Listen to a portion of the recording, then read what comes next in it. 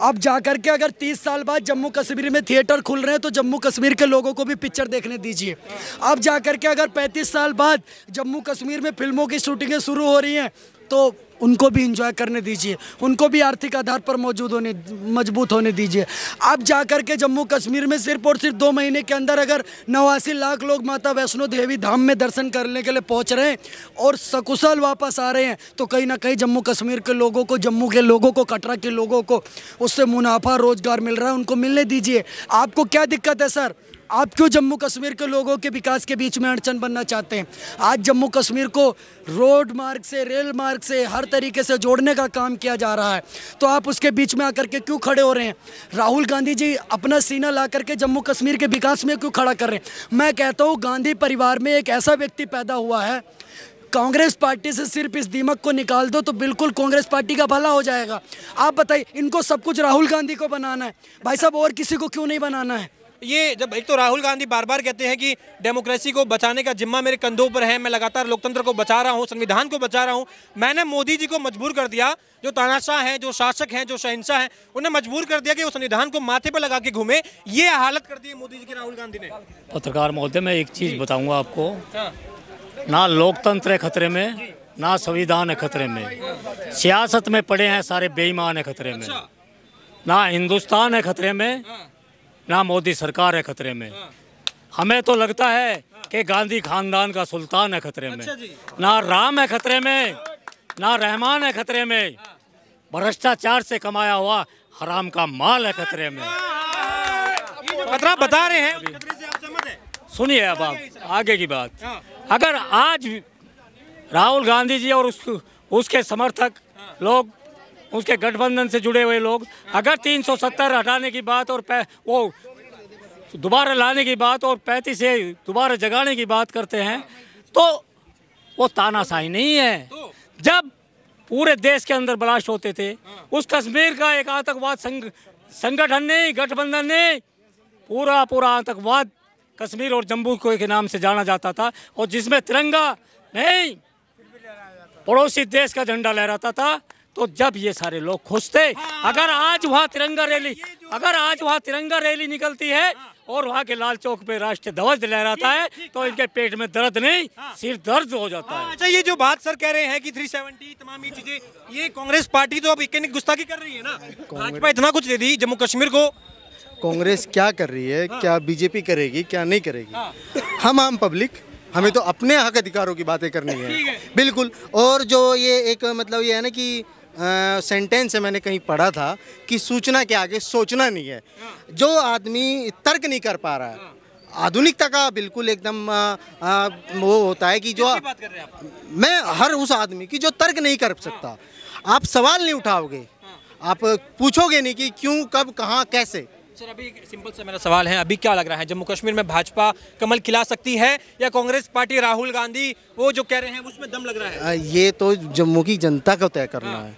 इतने दिनों तक वे एक, मैं कहता हूँ, मैं मानता हूँ कि बिना सरकार के रहे हैं, राज्यपाल के वहाँ जो चल रहा था शासन, उनको अपने क्षेत्र के एरिया। मोदी जी के कार्यकाल से आपको लग रहा है क्या कि अब जो है केंद्र का नेतृत्व जो है जम्मू कश्मीर में होना चाहिए? बाकी राज्यों की तो अगर तुलना करें, वहाँ जो भाजपा जो दावा करती है कि 370 हटाने के बाद में डेवलपमेंट किया है, इंफ्रास्ट्रक्चर बढ़ाया है, जम्मू कश्मीर में कश्मीर को लौटा रहे हैं, ये सब देखते हुए लग रहा है कि वहाँ पर कौन आना चाहिए? आपका एक मन में इच्छा क्या आती है कि राहुल गांधी का नेतृत्व होना चाहिए या नरेंद्र मोदी या वहाँ भाजपा का होना चाहिए? नहीं, कोई भी पूर्ण बहुमत में ना आए, ये मेरा क्लियरिटी है बिल्कुल। ठीक है। क्या लग रहा है आपको? सर तो कह रहे कोई भी पूर्ण बहुमत में नहीं आए, लेकिन बड़ा सवाल अभी भी यही है कि बार बार राहुल गांधी कह रहे हैं माथे पर संविधान लगाने को मजबूर कर दिया मोदी को राहुल गांधी ने। देखिए, बात हो रही है पूर्ण बहुमत की। एक तरफ ये कह रहे कश्मीर को जीवन दान मिलना चाहिए, एक तरफ कहते हैं कि जान बची रहनी चाहिए लेकिन बंदा वेंटिलेटर पर ही रहना चाहिए, उससे उठ करके नहीं आना चाहिए। तो भाई साहब, अब वेंटिलेटर की सरकार मत दीजिए, जम्मू कश्मीर के लोगों को एक बाहर निकालिए, उनको एक सुनहरा अवसर दीजिए ताकि वो अपने जीवन में खुशहाली पैदा कर सकें। ये वेंटिलेटर की सरकार आप कितने सालों से देते हुए आ रहे हैं उनको। अब जाकर के अगर 30 साल बाद जम्मू कश्मीर में थिएटर खुल रहे हैं तो जम्मू कश्मीर के लोगों को भी पिक्चर देखने दीजिए। अब जाकर के अगर 35 साल बाद जम्मू कश्मीर में फिल्मों की शूटिंगें शुरू हो रही हैं तो उनको भी एंजॉय करने दीजिए, उनको भी आर्थिक आधार पर मजबूत होने दीजिए। अब जाकर के जम्मू कश्मीर में सिर्फ और सिर्फ 2 महीने के अंदर अगर 89 लाख लोग माता वैष्णो देवी धाम में दर्शन करने के लिए पहुंच रहे हैं और सकुशल वापस आ रहे हैं, तो कहीं ना कहीं जम्मू कश्मीर के लोगों को, जम्मू के लोगों को, कटरा के लोगों को उससे मुनाफा रोजगार मिल रहा है, उनको मिलने दीजिए। आपको क्या दिक्कत है सर? आप क्यों जम्मू कश्मीर के लोगों के विकास के बीच में अड़चन बनना चाहते हैं? आज जम्मू कश्मीर को रोड मार्ग से, रेल मार्ग से, हर तरीके से जोड़ने का काम किया जा रहा है, तो आप उसके बीच में आकर के क्यों खड़े हो रहे हैं? राहुल गांधी जी अपना सीना ला करके जम्मू कश्मीर के विकास में क्यों खड़ा कर रहे हैं? मैं कहता हूँ गांधी परिवार में एक ऐसा व्यक्ति पैदा हुआ है, कांग्रेस पार्टी से सिर्फ इस दीमक को निकाल दो तो बिल्कुल कांग्रेस पार्टी का भला हो जाएगा।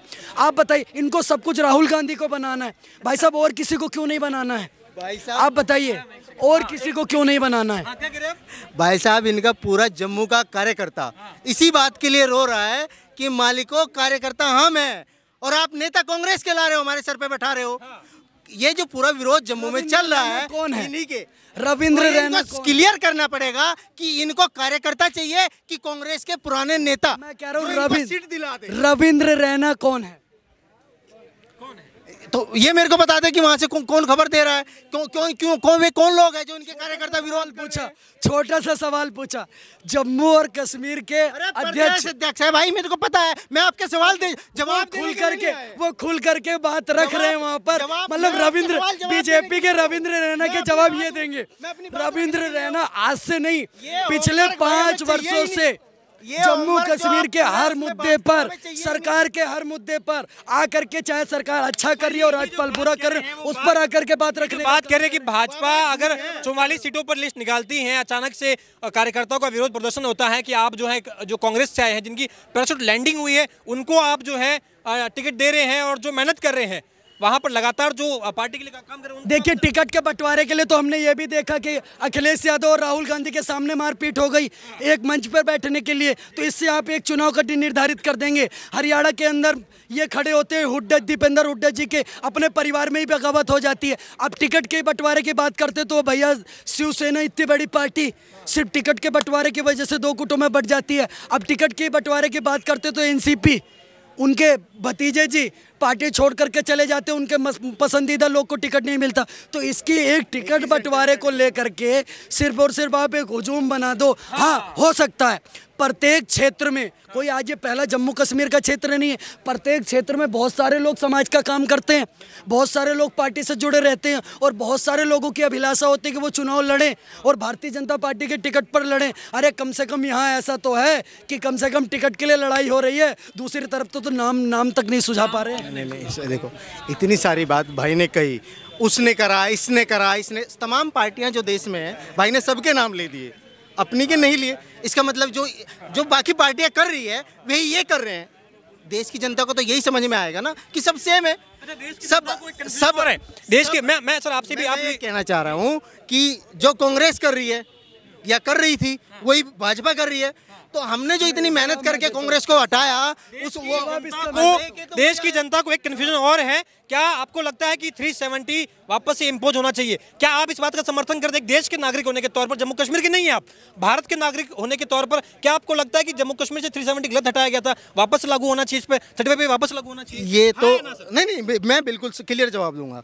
ये वहाँ के रहने वाला वासिंदा तय करेगा, मैं नहीं तय कर सकता। आप नहीं कर सकते? बिल्कुल। यानी कि आप ये कह रहे हैं इनका राइट है।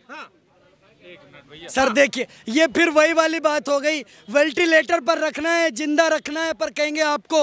अभी इन्होंने क्या बोला? इन्होंने सारी बातों में अपना सारांश बोल दिया कि जम्मू कश्मीर में सरकार बननी चाहिए, किसी की भी बने, पर पूर्ण बहुमत में ना बने। मतलब भैया सारे डिसीजन ना हो पाए, सारे डिसीजन ना हो पाए। साहब सुनिए, अपनी मनमर्जी करते हैं, पूर्ण बहुमत में आगे ये रनिंग कमेंट्री करते हैं, इसी बात से मुझे दिक्कत है। बैकग्राउंड म्यूजिक मत दीजिए प्लीज।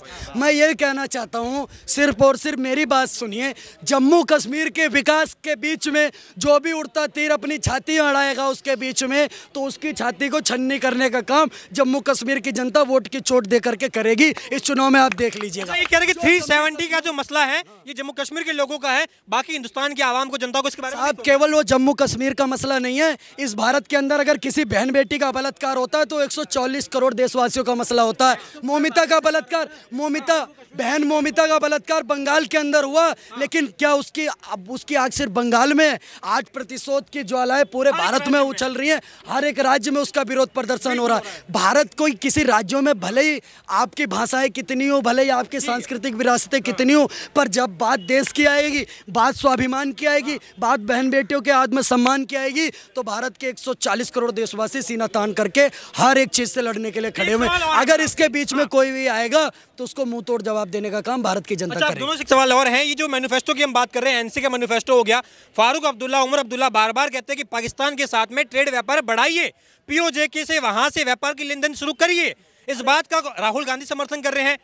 फारूक अब्दुल्ला अपनी बेटी भी आते हैं पाकिस्तान में, हमने क्या लेने देना है भाई साहब, हमने क्या लेना देना है। हमारे देश के एक तरफ पाकिस्तान की आर्मी आए दिन जम्मू कश्मीर को शमशान बनाने का काम करती है। आए दिन हम देखते हैं नापाक साजिशें रचती है, कभी यहाँ पर हमला, कभी वहाँ पर हमला, कभी कुलगांव में, कभी पूंछ में। हम देखते हैं उसका मुंह तोड़ जवाब हमारी भारतीय सेना देती है। वो हमारे जवान जो हमारे देश के लिए सिर्फ और सिर्फ हमारी सुरक्षा के लिए अपनी जान तक की बाजी लगा करके पाकिस्तान की सेना और वहाँ के आतंकियों का सामना करते हैं। हम उनसे जाकर के पाकिस्तान से एक तरीके से बात करने का काम करें, हम उनसे व्यापार करें। और दूसरी सबसे बड़ी चीज़, ये बात सबसे ज़्यादा कौन बोल रही है? महबूबा मुफ्ती। महबूबा मुफ्ती के बारे में आपके चैनल पर एक डिटेल बता दूं, महबूबा मुफ्ती जी अपनी मम्मी जी की देवरानी है, ये आपको शायद पता नहीं होगा। तो ऐसा महबूबा, उनका नाम महबूबा है और वो अपनी मम्मी की सगी देवरानी है, इस बात को समझिएगा। तो प्यार बांटे, पर भारत की सीमा के अंदर बांटे, सीमा के बाहर प्यार बांटने की कोशिश, सीमा के बाहर ये हैदर आ जाए पार करने की जो बात कर रहे हैं, आप भी समर्थन में? ये जितना भी उलझा है, कुछ भी चल रहा है, लेकिन मेरा अपना एक नागरिक होने के नाते यही है कि पब्लिक वी द पीपल, हम सेंटेंस पे वहीं रहेंगे कि हम भारत के लोग, हम अपने हक अधिकारों की बात करेंगे। पार्टियां अपने हक, अपने नेता अपने कहाँ चुनाव लड़ेगा, क्या करेगा, कैसे करेगा, उनका काम है, उनका काम है मालिक। नहीं, एक बात बताइए, को भटकाने का काम है उनका। हमें तो पाकिस्तान से व्यापार कर लीजिए, ये मैनिफेस्टो, आतंकवादी जो पथराव कर रहे हैं उन्हें सरकारी नौकरी दीजिए। बिल्कुल नहीं, मैंने ये बात बोली है, मैनिफेस्टो का समर्थन में हूँ, नहीं ना, लेकिन मुझे अपने हक अधिकार का तो समर्थन करना पड़ेगा ना। जब चुनाव होंगे मैं नेताओं के कुर्ते खींचूंगा भाई। आप सुन लो, एक मिनट, आपसे एक अधिकार की बात करनी है तो आप आकर के आतंकवादी बुरहान वानी का समर्थन कर दीजिए, आप खुल करके अफजल गुरु का समर्थन कर दीजिए।